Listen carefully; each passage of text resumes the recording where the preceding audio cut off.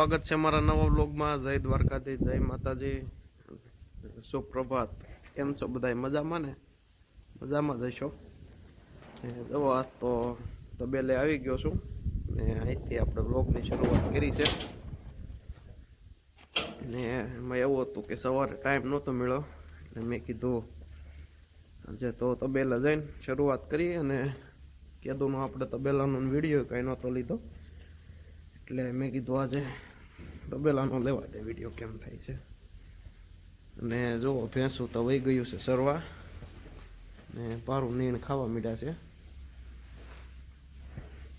ને આપણે તબેલાને જોવો આ કાગળ લગાડી દીધો છે ચારી કોર, એટલે હું હમણાં બહુ ઠંડી પડે છે તો એટલા માટે ભેંસુને પારુંને ઠંડી ન લાગે એટલે જો પછી લગાડી દીધો છે કાગળ.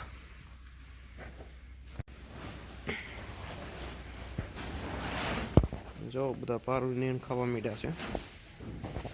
આ બધા ઓનના બધા પરોડા છે. આ વખતે ખૂબ જ સરસ પરો આવ્યા છે અને આ ઓલી જાંબલગાની વાસળી છે.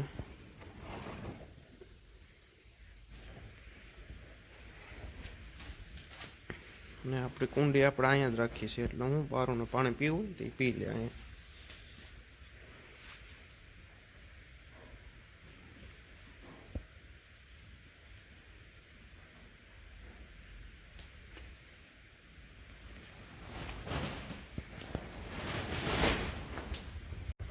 ને અત્યારમાં તો જો કોટ પહેરી લીધો છે કારણ કે આમ 2 દિવસથી બહુ જ ઠંડી પડે છે. બપોર થાય ને તોય ઠંડી મોળી નથી પડતી એટલે કોટ પહેરીને જ રાખવો પડે છે. જો આપણે સારી કોયરા બાંધી દીધું છે તબેલાની આગળ એટલે માલને ઠંડી ન લાગે. નકર ઠંડી જો લાગે ને તો પછી માલ દૂધે કટી જાય, એટલા માટે બધું પેક કરવું પડે વ્યવસ્થિત.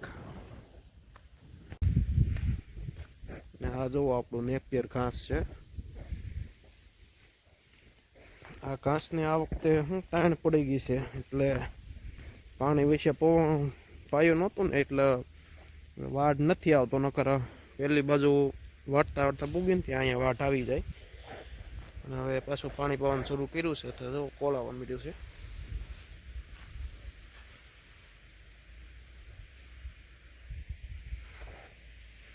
અને આપણો ટાંકો છે 5000 લીટરનો, એટલે કે હું કે વાડીએ ક્યારેક લાઇટ હોય ક્યારેક ન હોય એટલા માટે ટાંકો મોટો રાખ્યો છે એટલે વાંધો ન આવે માલને પાણી પાવામાં.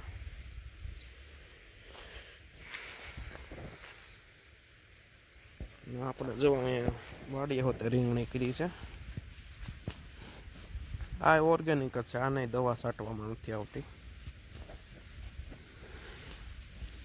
અહીં ગામડે રહેવાનો એ જ ફાયદો છે, બધું ઓરિજિનલ ખાવાનું તો મળે.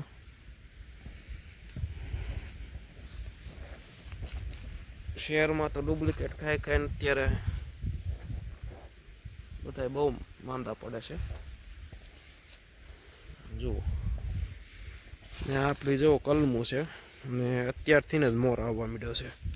જો તમને દેખાડું,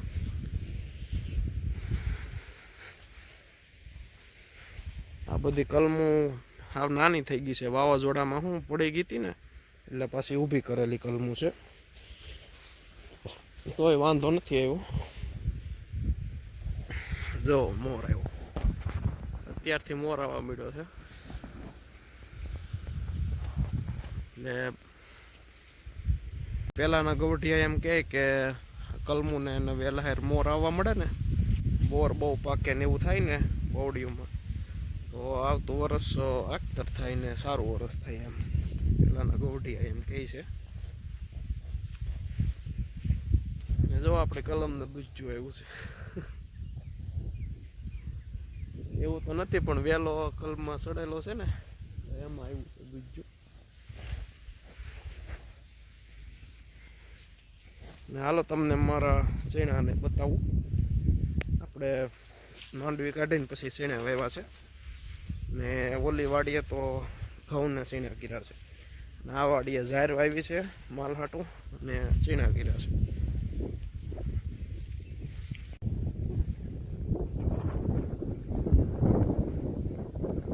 આ ભાગમાં ચીણા છે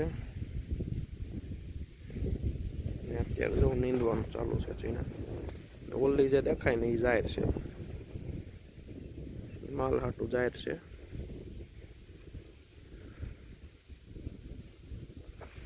ચણા હોતે મોટા મોટા થઈ ગયા છે, ફૂલે આવવા મળ્યા છે હવે.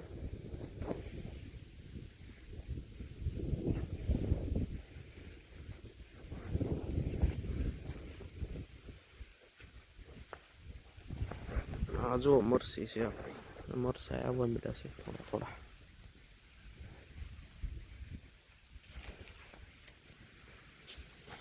આ આખી કલમની નીચે જે પાળો છે ને લાઈન, ત્યાં જામફળીને બધા ફ્રૂટના ઝાડવા છે.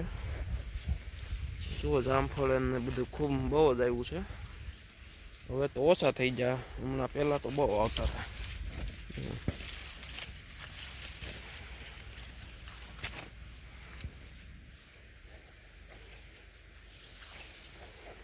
જો આ તુર છે. આપણે આ જગ્યાએ હોતે એક આંબો હતો, પણ એ વાવાઝોડામાં પડી ગયો એટલે એક આંબો તો હાવ ફેલ થઈ ગયો. બીજા આ બધા આંબા છે ને એ ટ્રેક્ટર અહીંયા ઊભા કરેલા છે, આ બાજુ પાળા બાજુ વહી ગયા હતા.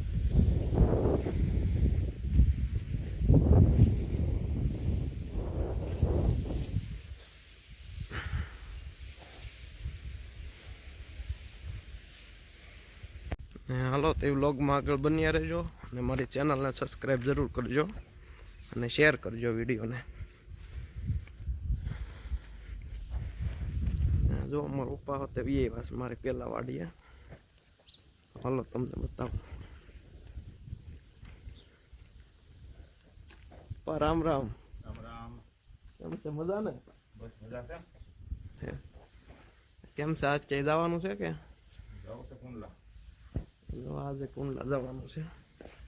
રજા તો ક્યારેક જ હોય, બાકી કાયમ ક્યાંક ના ક્યાંક જવાનું જ હોય. ને જુઓ મારી મમ્મીએ બકાલું વાવ્યું છે, એ હોતે તમને બતાવું. ભાજી ને લસણ ને બધું વાવ્યું. મેથી છે ને લસણ, આ ગાજર ને બધું છે. અત્યારે બકાલું વાવી દે ને પછી ઘરનું હોય તો સારું પડે. ઓલી છે એ પાછી જુવાર વાવી છે. આ મેથી છે અને આ એક ખરીયો, આમાં મેથી વાવી છે.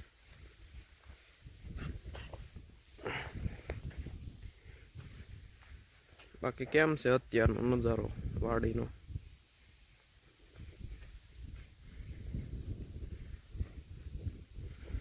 શુદ્ધ ઓક્સિજન મળે આપણને ગામડામાં તો.